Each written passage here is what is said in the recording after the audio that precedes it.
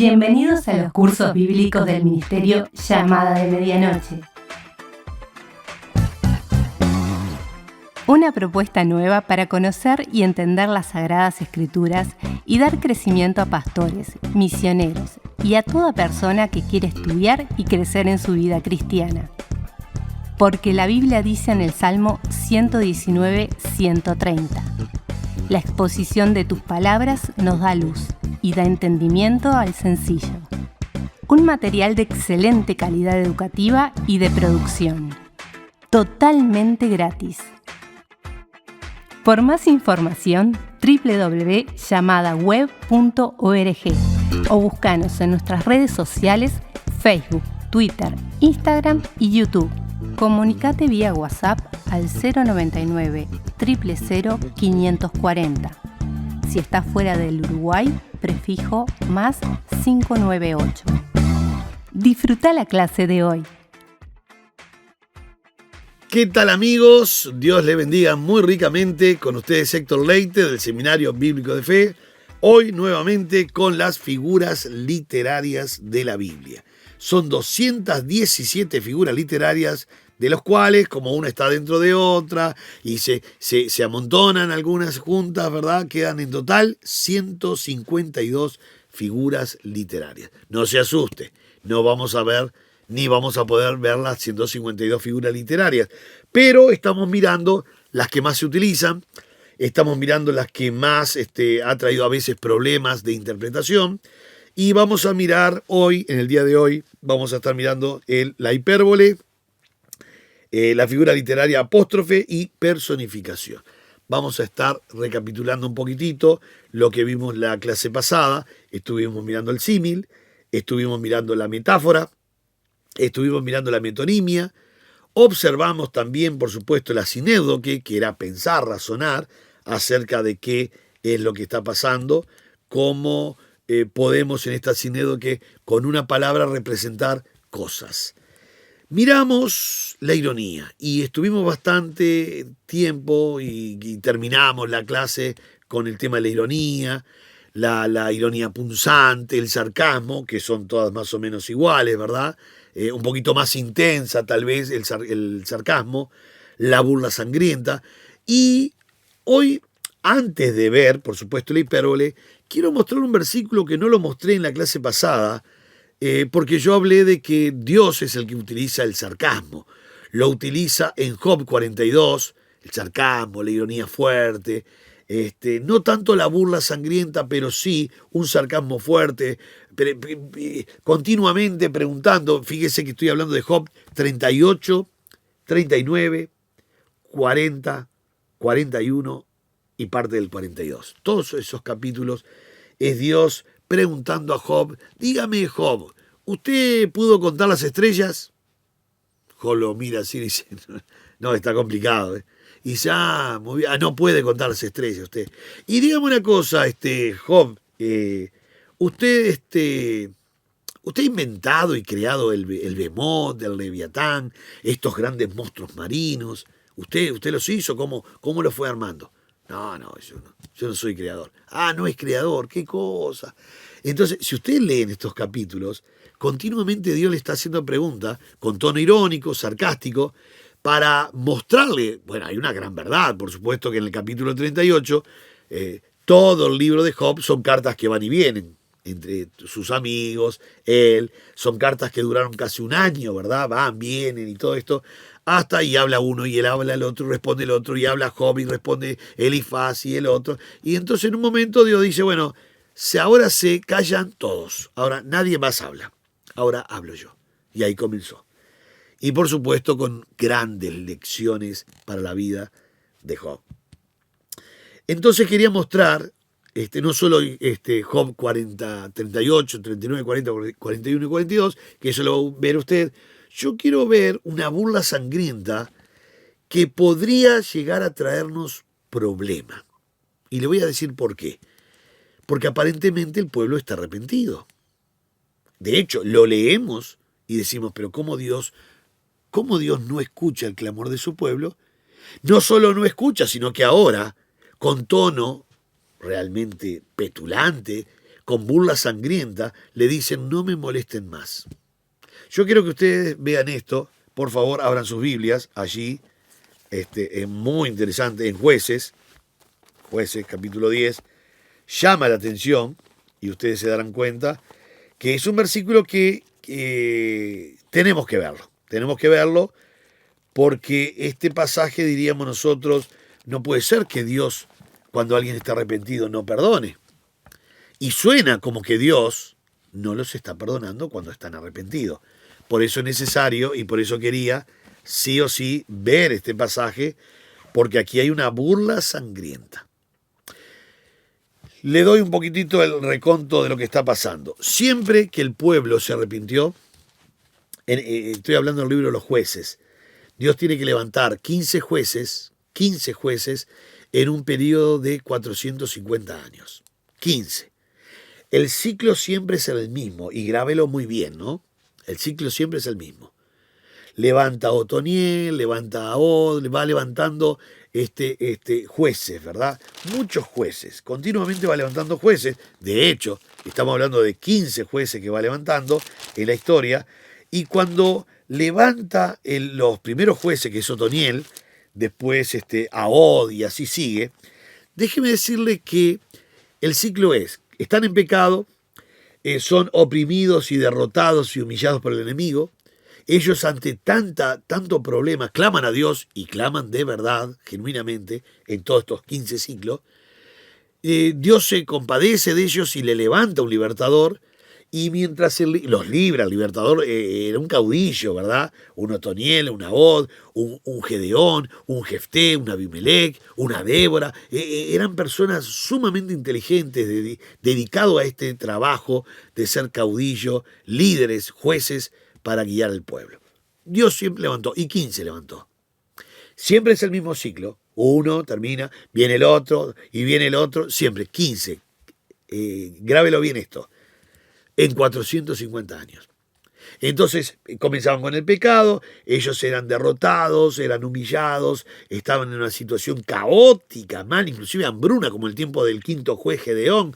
Entonces ellos claman a Dios, genuinamente Dios les levanta un libertador, el libertador los libra, sea de Madián, Amón, Moab, quien sea el enemigo, los filisteos. Y mientras el juez vive, está todo bien. Muere el juez, dice el ciclo, porque se repite siempre el mismo ciclo. Y cuando muere el juez, vuelven otra vez a estar peor que antes. Otra vez Dios se corre. Usted va a leer en el texto de Jueces, en los 21 capítulos, Dios los entregó a Madián, Dios los entregó a esto. No, hermanos, es una expresión, un hebraísmo. El verbo paredoque no es que Dios los entregó, Dios se corre. Los abandona porque ellos abandonaron a Dios, y Dios dice, bueno, yo me corro, pero ustedes van a ser perjudicados porque el enemigo avanza y yo no estoy acá, ustedes no me quieren. Entonces no es que Dios los castigaba, Dios fortalecía al enemigo, solo se corría. Ese es el verbo griego paredoque. Solo se corre y viene el enemigo. Bueno, este ciclo, imagínense, clamaban a Dios, Dios les levantaba un libertador, clamaban a Dios otra vez y otra vez y otra vez. En una ocasión, y ahí quiero llegar justamente al capítulo 10, en una ocasión ellos están muy, pero muy oprimidos. Realmente están muy, pero muy mal, porque están siendo atacados muy fuertes, pero muy fuertes, por los que eran los amonitas y otras tribus que se habían juntado, como Moab, los moabitas, amonitas.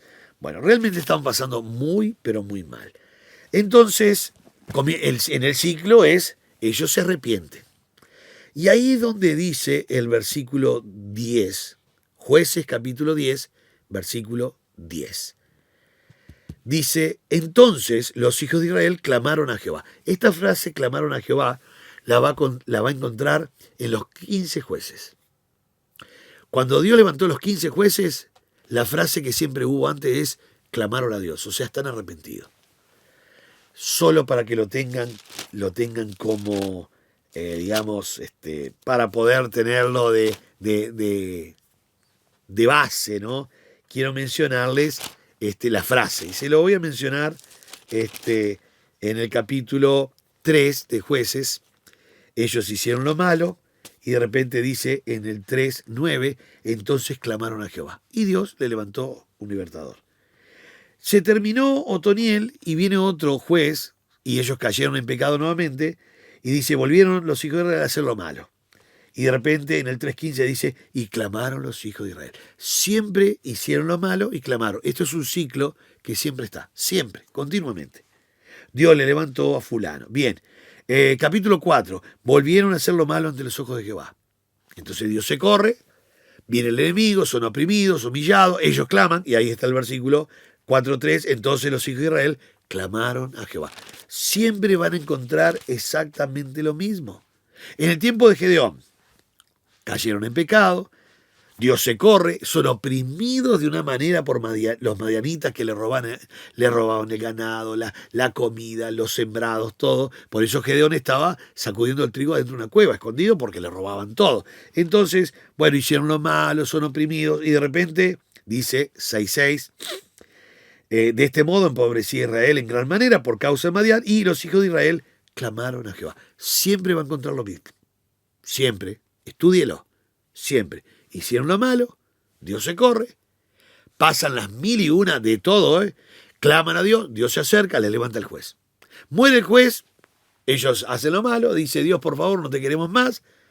Dios se corre, al correrse Dios vienen todos los problemas de nuevo. Ellos son oprimidos, humillados, derrotados, realmente muy mal, claman a Dios. Cuando claman de corazón, Dios viene. Así lo vemos siempre, siempre, siempre, siempre. Escuchen esto ahora. Llegamos al capítulo 10. Hicieron lo malo. Si usted pone atención, en 10:6 dice, los hijos de Israel volvieron a hacer lo malo ante los ojos de Jehová. Dios dice que se corre, va a decir la expresión, los entregó, eso está en 10:7 de Jueces, y se encendió la ira de Jehová contra Israel y los entregó en manos de los filisteos y en manos de los hijos de Amón. O sea, Dios se corre. No es que los entregó, dijo, vengan acá, ustedes se están portando bien, pero los voy a poner acá. No. Dios era un Dios que sigue siendo hasta hoy un Dios amoroso. Pero ante el pecado, si la gente dice, yo no lo quiero a usted, Dios dice, muy bien, yo me corro, pero usted ahora va a tener la consecuencia de la fatal elección tomada. Entonces, cayeron en las 1001 y están ahora pasando muy, pero muy mal. Si usted termina de leer el versículo 9, capítulo 10, verso 9, y dice que, y fue afligido Israel en gran manera. Es lo que viene ahora. Versículo 10. Jueces 10:10. Lo que vino en todos los jueces. En los 15. Clamaron. O sea que se arrepintieron como todos los demás. Mire esto. Entonces los hijos de Israel clamaron a Jehová, diciendo, nosotros hemos pecado contra ti, porque hemos dejado a nuestro Dios y servido a los Baales. Y Jehová respondió, escuchen esto porque si esto no es sarcasmo y burla sangrienta, díganme qué es. Entonces Jehová respondió a los hijos de Israel, ¿no habéis sido oprimidos de Egipto, de los amorreos, de los amonitas, de los filisteos, de los hijos de Sidón, de Amalec y de Mahom, y clamando a mí, ¿no os libré de sus manos? Es una pregunta, ¿no? Una pregunta que viene muy dura. Y ellos dijeron, sí, usted siempre nos libró, siempre, siempre. Bueno, ahora a llorar al cuartito. Mira el verso 13. Mas vosotros me habéis dejado y habéis servido a dioses ajenos. Por tanto, yo no os libraré más. No solo le dice no les voy a librar más. Mire el verso 14, hermano, burla sangrienta, cuando están sufriendo ellos. Andad y clamad a los dioses que os habéis elegido, que os libren ellos en el tiempo de vuestra aflicción.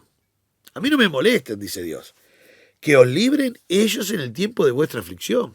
A mí no me digan nada. ¿Yo siempre los libré a ustedes?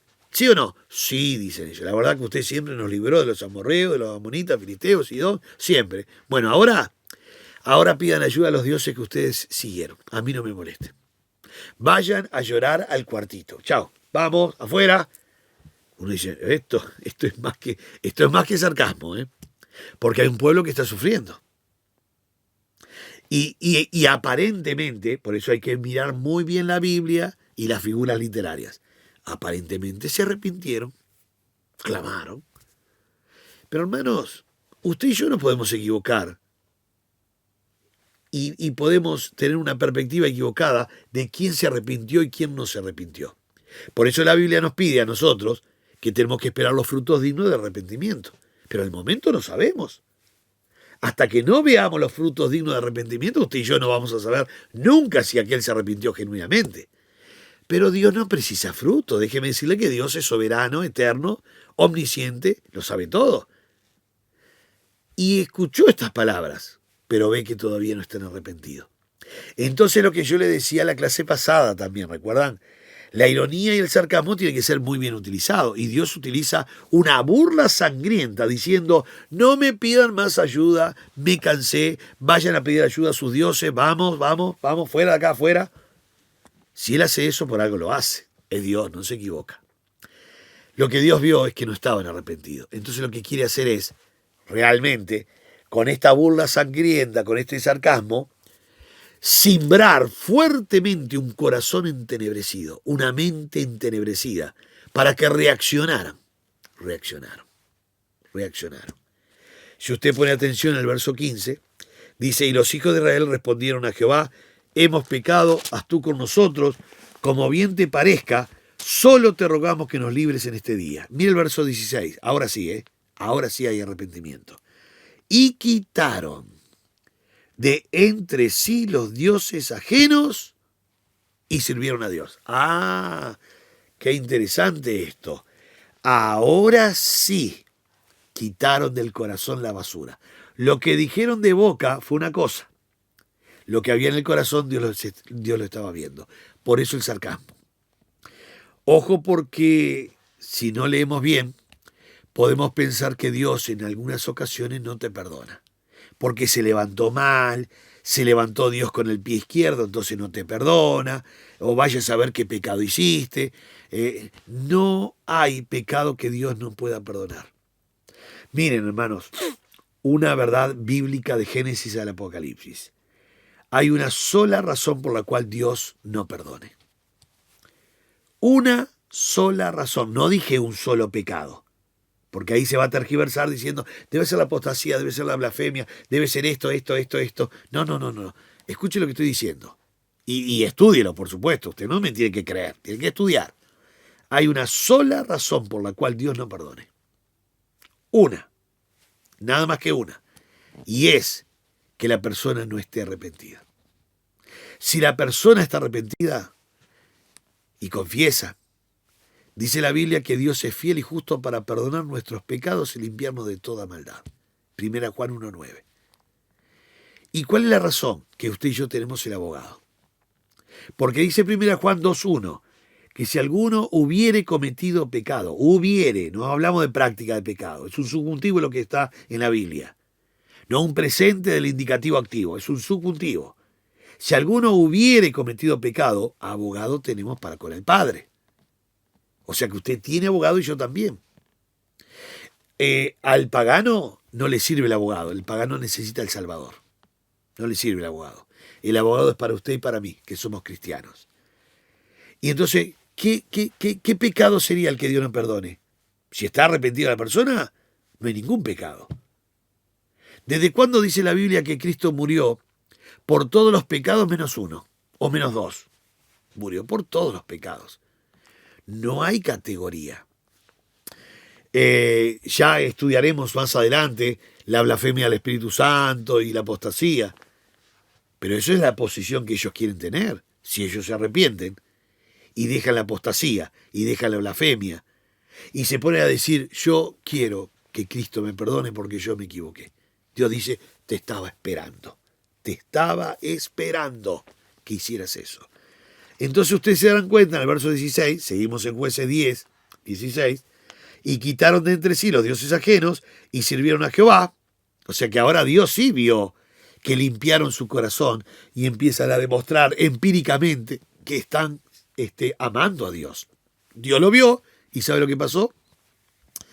Mire qué interesante. Dios pasó de la burla sangrienta a un corazón tierno, amable, dulce y lleno de misericordia. Y muy sensible. Con una figura literaria inclusive, porque dice, mira lo que dice, y él fue angustiado, como él, Dios, ¿Y Dios fue angustiado a causa de la aflicción de Israel? Voy a volver a leer el versículo 16 de nuevo. La primera parte menciona que ellos limpiaron su corazón y empiezan a servir a Dios. La segunda parte del versículo dice la postura de Dios y las emociones de Dios. Y quitaron entre sí los dioses ajenos y sirvieron a Jehová, y él fue angustiado a causa de la aflicción de Israel. ¿Cómo puede Dios pasar de la burla sangrienta inmediatamente a un corazón dulce, tierno, tanto que se utiliza una figura literaria que se llama antropopatía para decir que Dios está angustiado? Es una figura. No vaya ni a sospechar que Dios tiene que tomar un Kleenex, un Valium, tiene que tomar Ribotril, tiene que tomar té de tilo, porque está tan angustiado que se echó arriba de una nube a llorar y no hay quien lo anime. Vienen los querubines, serafines, arcángeles, ángeles, a alentar. Vamos arriba, Dios, usted es grande, usted es el soberano, usted es Dios, rey de los reyes, usted es el uno, le dicen los querubines. Y Dios dice, sí, pero estoy angustiado, tengo problemas, me han robado 3 nubes. ¿Se imagina? Dios angustiado. Usted dice, Leite, pero no puede ser esto, ¿no? No. ¿Cómo Dios angustiado? Se llama esta figura antropopatía o antropomorfismo. Dios desciende a las emociones, sentimientos, dolor, cuerpo de un hombre. El hombre se angustia. Y acá la imagen es, Dios es tan amable, dulce, lleno de misericordia, un Dios amoroso que ahora que los ve arrepentidos dice, muchachos, siempre estuve sufriendo el sentido de que ustedes están sufriendo. Pero hasta que ustedes no se volvieran, no podíamos hacer nada. Ahora que están arrepentidos, le voy a levantar un hombre llamado Jefté. Es lo que ustedes van a necesitar. Jefté. Y ahí fueron a buscar a Jefté y lo libró de mano de los amonitas y de toda esta gente. Ahora, ¿se dan cuenta el sarcasmo de Dios?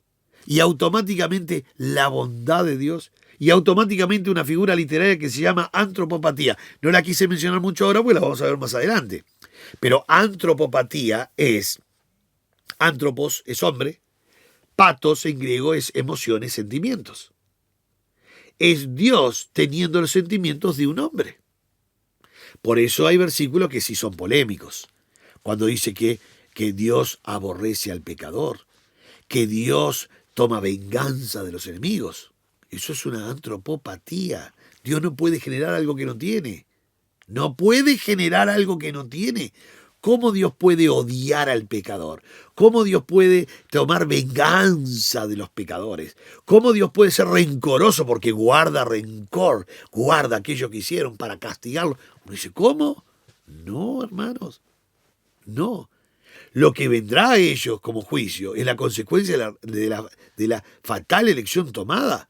Pero Dios no puede tener bronca, ni ira, ni rabia, ni pecado, ni celo, ni rencor, ni venganza. No, pues entonces tendríamos un Dios odioso, porque odia, un Dios rencoroso, porque guarda el rencor, un Dios vengativo, porque toma venganza de mis enemigos. Son figuras literarias. Que Dios desciende al pensamiento un hombre. Por eso, antropopatía. Hay muchísimos versículos. Yo estoy haciendo un libro sobre la figura literaria, cómo interpretar textos difíciles a través de la figura literaria, y encontré más de 120 versículos, de los cuales hay unos 26, 27 que son muy complejos porque están aplicados a Dios, netamente a Dios, de que Dios es malo, rencoroso, odioso, toma venganza y hace un montón de cosas malas. Y uno dice, no puede ser. No puede ser por su esencia de Dios, pero además, ¿qué ejemplo tengo? Que me pide a mí que bendiga a mis enemigos. Y él dice, no, son una porquería, yo los odio, los aborrezco. No, hermano, aborrece el pecado. Por eso en Apocalipsis, Cristo y Dios pondera lo que hacía la iglesia de Éfeso, que dice, ustedes, Dios, Cristo hablando a la iglesia de Éfeso, ustedes rechazan las obras de los nicolaitas, la cual yo también rechazo esas obras. Cristo nunca rechazó hombres. Usted nunca debe rechazar hombres. Tenemos que rechazar pecado. Y dice la Biblia, rechaza las obras de los nicolaitas, la cual yo también aborrezco. Aborreces. La cual yo también aborrezco. Las obras de los nicolaitas. Dios no aborrece nicolaitas ni a nadie. Pero se anda diciendo por ahí que Dios aborrece, odia a los pecadores. Sigue teniendo el mismo amor que siempre. Y el mismo amor cuando entregó a su hijo, su propio hijo, por amor, por toda la humanidad. Sigue teniendo el mismo amor, no cambia, es inmutable, intransmisible. Habla de su divinidad y inmutabilidad de Dios y de Cristo. Bueno, le mostré este lindo versículo, quería mostrárselo, porque si usted lo lee por ahí suelto, dice, che, ¿qué pasa acá? Dios un día se enojó y no perdonó al pueblo.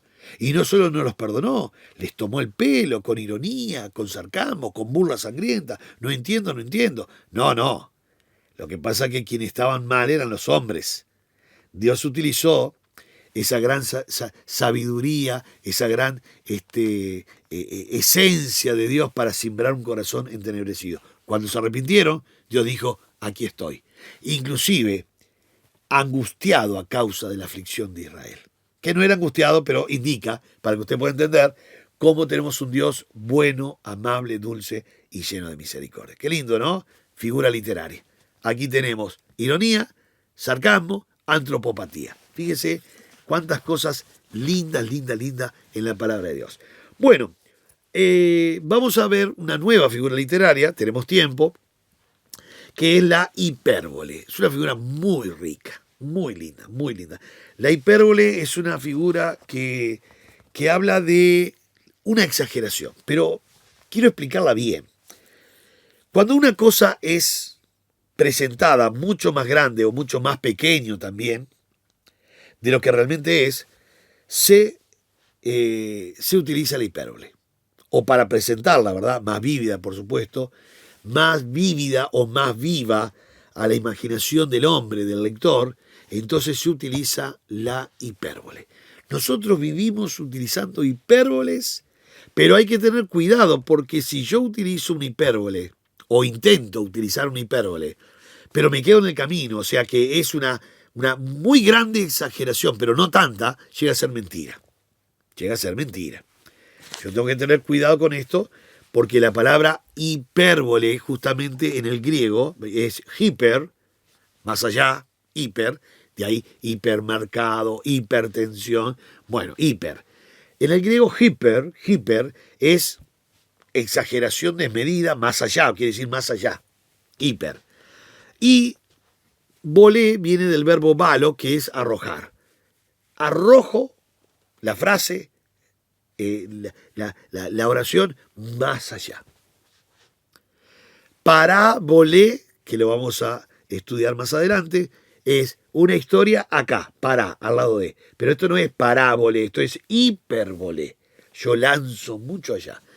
Déjeme decirle que es una figura que se utiliza continuamente en la Biblia. En una conversación la utilizamos continuamente.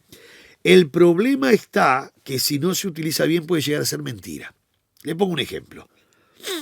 Yo en este día le digo, hermanos, el día sábado en San Luis, donde yo estoy pastoreando, en el balneario San Luis, Canelones, habían en la iglesia, dentro de la iglesia, había 17.722 personas. Usted dice, Leite, pero eso es una exageración. Yo conozco la iglesia. No entran más que 40, 45. Bueno, hermano, utilicé una hipérbole. No. Fue una exageración porque 17.000 personas en un balneario que hay 3.000 personas, todo el balneario tiene 3.000 personas. 3.000. O sea, habitantes en el balneario, 3.000. Ahora, estoy metiendo en el balneario 17.700 personas. Ya de hecho no podés ni caminar en el balneario. No tenés panadería, no tenés baños, no tenés carnicería, no tenés ninguna infraestructura. Esa gente no va a poder comer ese día.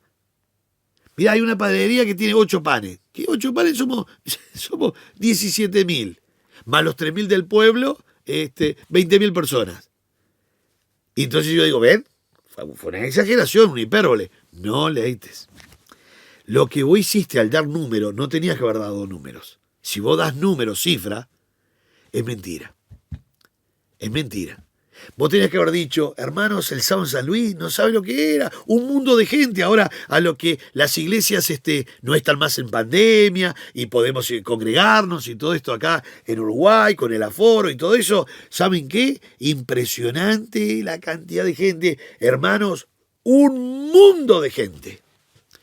Entonces usted dice, nadie va a pensar, esta es una genuina hipérbole, porque nadie va a pensar que en el balneario de San Luis y adentro de una iglesia había 7.500 millones de habitantes, que es lo que hay en el mundo. Bueno, ya se habla de 8.000 millones. 7.500 millones de habitantes, nadie. Ni siquiera un niño chiquito va a pensar que había tanta gente, tantos millones y millones en una pieza que entran 45 personas. ¿Me van siguiendo? Entonces, para que sea hipérbole, tiene que ser muy exagerado. Porque si yo soy exagerado, pero me quedo en el camino, porque 17.000 personas es una exageración igual, ¿eh? Pero te quedaste en el camino, Leite, y diste cifra. Entonces ya es mentira. Ya ustedes me dicen, Leites, no habían 17.000. Bueno, fue una hipérbole, casi había. ¿Pero cuántos eran? 22. Pero vos dijiste 17.722 personas. Bueno, una hipérbole, hermano, habían 22. Entonces, eso es mentira. Y cuidado, porque una cosa es una hipérbole y otra cosa es una mentira. Y usted ya sabe que la diferencia es abismal. Hay que tener mucho cuidado. Yo puedo decir, el sábado en San Luis no cabía un alfiler. Bien, una genuina hipérbole. Nadie va a pensar que estábamos tan pegados uno al otro que si tirabas un alfiler no tocaba el piso. Que inclusive de acá, de donde terminan los cristianos hasta el techo, íbamos poniendo cristianos así de punta, cosa que no entrara un alfiler. De hecho, abrías la puerta así y estaban todos los cuerpos así, cabeza, brazos, manos, y vos querías meter un alfiler y no entraba. Es una genuina hipérbole, no cabía un alfiler. Un mundo de gente. Nosotros tenemos en la Biblia cientos y cientos de hipérboles. Es una linda figura. Porque, ¿qué hace la hipérbole? Quiere traer vívida la imagen. Quiere hacer viva la imagen, ¿verdad? Por medio de la exageración, sea para arriba o para abajo. No se olviden que hipérbole también puede ser una exageración hacia abajo. Le pongo un ejemplo. Cuando dice en Juan 21, versículo 25, dice que las cosas, los dichos y las cosas que dijo Jesús, que hizo Jesús, si se escribieran, dice Juan 21, no entrarían en todos los libros del mundo. Entonces uno dice, hizo mucho. En 3 años de ministerio hizo mucho. Pero es una genuina hipérbole para indicar la cantidad de cosas que hizo en su ministerio de 3 años. Muchísimo. Pero muchísimo. Entonces, para traer vívida la imagen, para hacer viva realmente la idea, entonces se utiliza la hipérbole, una exageración a propósito, ¿verdad? Pero muy exagerado, porque no cabrían en todos los libros del mundo. No, momento. Lo que está diciendo es que fue muchísimo lo que hizo, muchísimo. Y los dichos de Jesús también, ¿verdad? Fueron muchísimos. En Romanos 1:8 dice, vuestra fe se divulga por todo el mundo. Y uno dice, pero no llegó acá a Montevideo en aquel entonces, no llegó a Uruguay, Argentina, Chile, no llegó eso. De hecho, no llegó al sur del África. Simplemente llegó a una gran región, Macedonia, Acaya, en todo lugar. Entonces uno dice, el lugar era amplio realmente, era mucho, realmente era muchísimo. Para aquel entonces que no había comunicaciones celulares, el mensaje, ¿verdad?, había sido divulgado, pero por todo el mundo, pero todo el mundo era una región. Y uno dice, pero entonces, ¿esto es una exageración? Sí, claro que sí. Si él hubiese dicho por todo Asia Menor, norte de África, Iberia, España, uno dice, una exageración. Pero utilizó el mundo.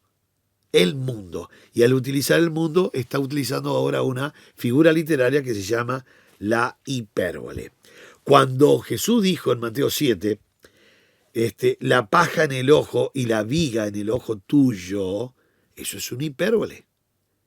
Porque en ningún ojo puede entrar, eso es una exageración, pero una hipérbole, ¿no? En ningún ojo puede entrar, es como un durmiente de tren, que pesa más o menos unos 50, 60 kilos. No puede estar ahí en el iris eso, porque tiene un metro y medio por 40 de ancho. Y uno dice, esto es una exageración, es una hipérbole, una genuina hipérbole. Inclusive utiliza, ¿verdad?, esa paja. La palabra paja es la palabra mota más pequeña de madera, que es un granito de aserrín. Lo más chiquito de una madera es el aserrín.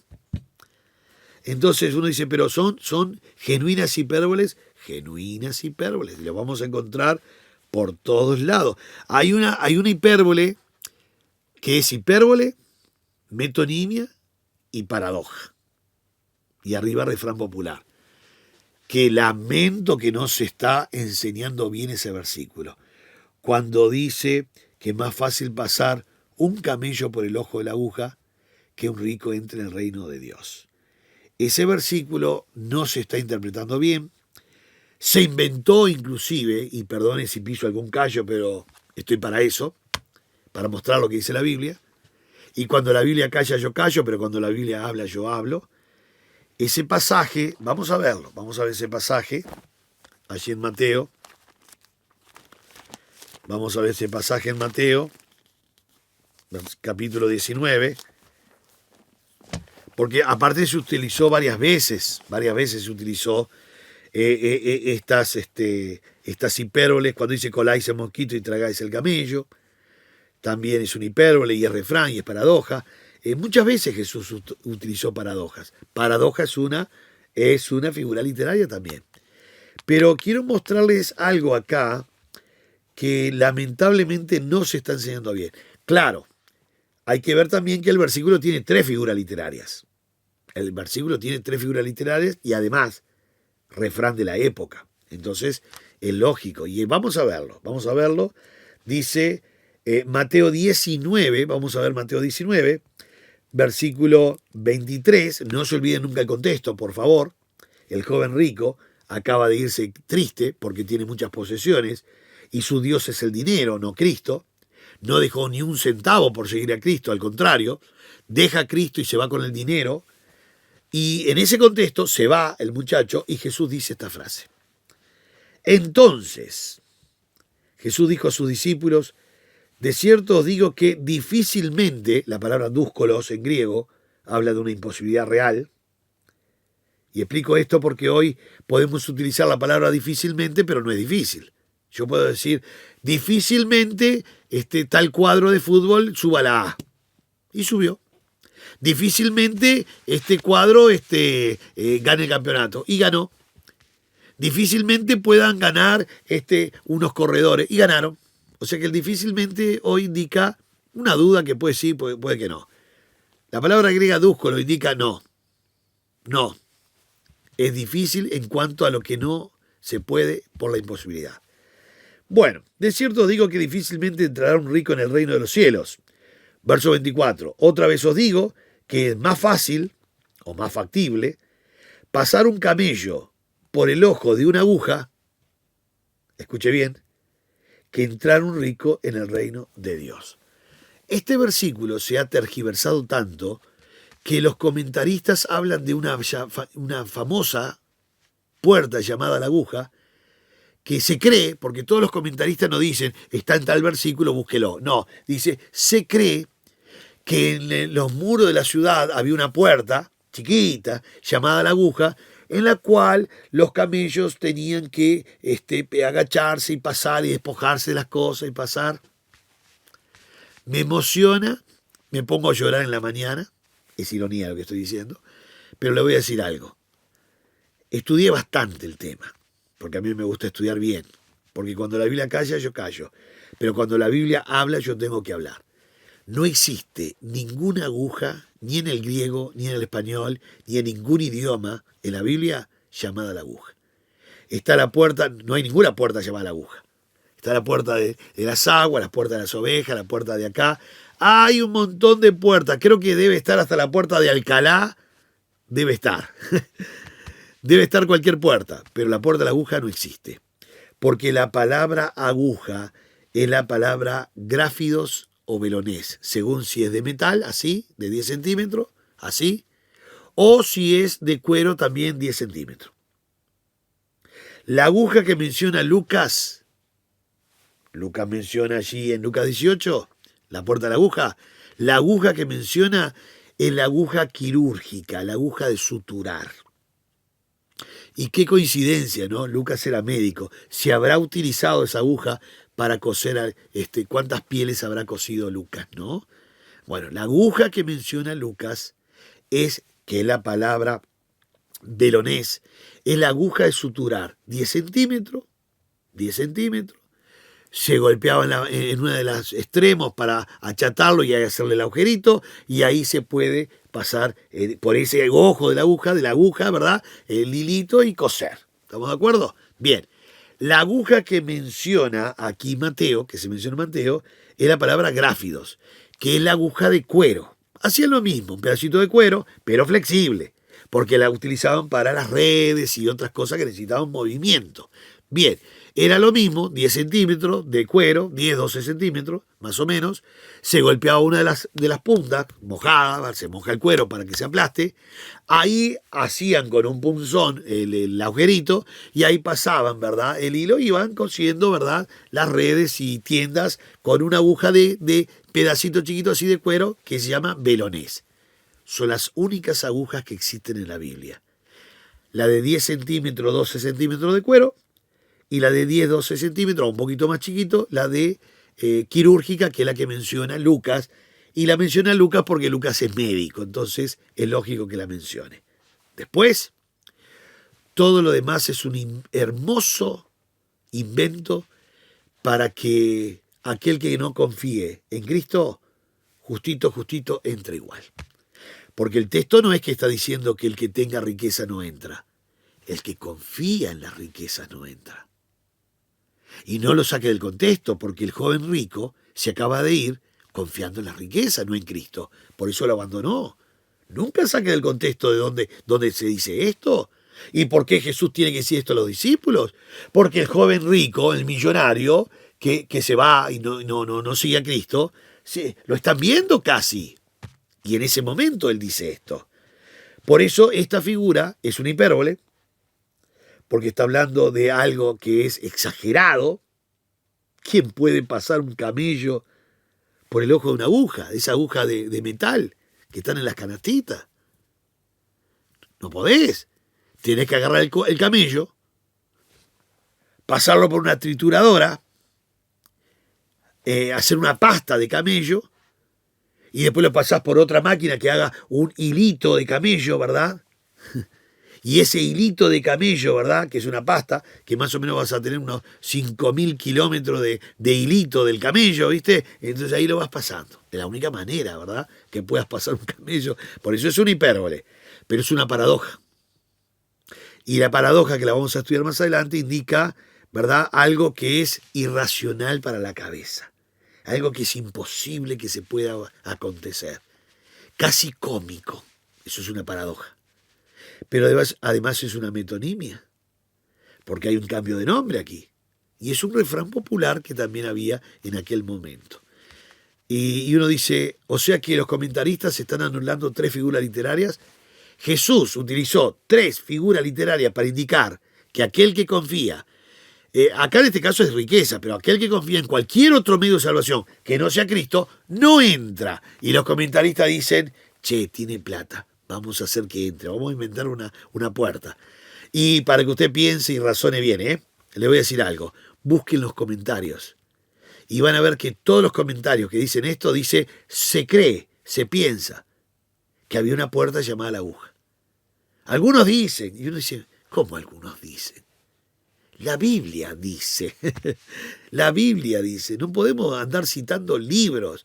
Lo dijo fulano de tal, lo dijo el gran escritor fulano de tal, lo dijo el gran predicador fulano de tal. No, basta de locas pasiones. No, basta de locas pasiones. La Biblia dice. Y si la Biblia no lo dice, no lo puede decir el otro. Si a Dios le plació en su soberanía no decirlo, que no lo diga él. Cuando la Biblia calla, usted calla. Cuando la Biblia calla, nosotros callamos. Cuando la Biblia habla, nosotros hablamos lo que dice la Biblia. Por eso en hermenéutica, el mejor comentario de la Biblia es la Biblia misma, el mejor comentario. Y la Biblia se interpreta por las propias escrituras, por la propia Biblia. Bueno, esto es hipérbole, ¿verdad? Cuando dice en Hechos 17, versículo 6, estos que trastornan el mundo entero, aquellos malos que habían juntado una gran turba de hombres pecadores, frecuentadores de plaza, fueron a echar a Pablo de Tesalónica, que él tiene que irse a Berea justamente, y gritaban y armaron una gran turba de gente mala, frecuentadores de plaza, vagos, ociosos, dice la Biblia, y gritaban, estos que trastornan el mundo entero. Una genuina hipérbole, para indicar que están muy molestos porque el Evangelio está llegando mucho y por todos lados, y están molestos. Por eso lo echaron a Pablo de Tesalónica. También han venido acá estos que trastornan el mundo entero. Bueno, es interesante esto, ¿eh? Es muy interesante cómo estamos de hora. Bueno, andamos ahí ya, andamos ahí justito. Vayan meditando, mirando, leyendo. Son muchas clases que hemos tenido. No nos quedan muchas clases más, porque vamos a ver un par de figuras literarias más. Yo quiero ver un poquito lo que es el tipo, el símbolo. Yo quiero ver lo que es la parábola, ¿verdad? La parábola es muy, muy rica, muy importante.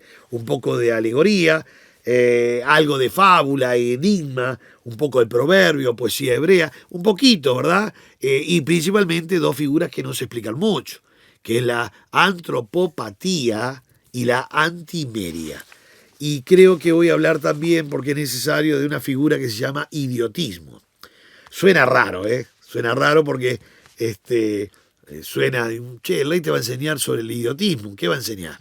No, el idiotismo es una figura literaria, que viene de la palabra griega idiomá, que quiere decir manera peculiar de hablar en una región, en una etnia, como todos los pueblos tienen, ¿verdad? Eso se llama idiotismo, y hay mucho idiotismo en la Biblia, que también se le va a llamar hebraísmo, ¿verdad? Pero la figura literaria se llama idiotismo, que viene del griego idiomá, que quiere decir manera peculiar de hablar. Por eso la palabra española idioma, idioma español, idioma el inglés, el portugués.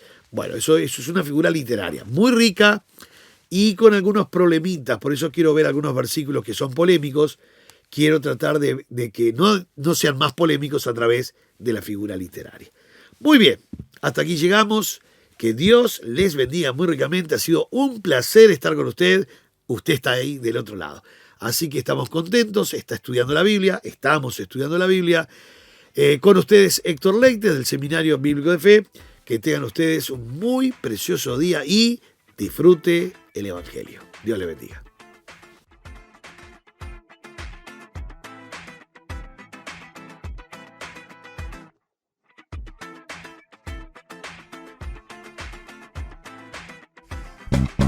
Esperamos que esta clase haya sido de edificación. Recuerda que en nuestra página web www.llamadaweb.org podrás encontrar el complemento de esta clase con las notas y material extra. Busca la pestaña Cursos Bíblicos y regístrate para tener más material totalmente gratis. Gracias a todos los que ofrendan para que este material siga produciéndose.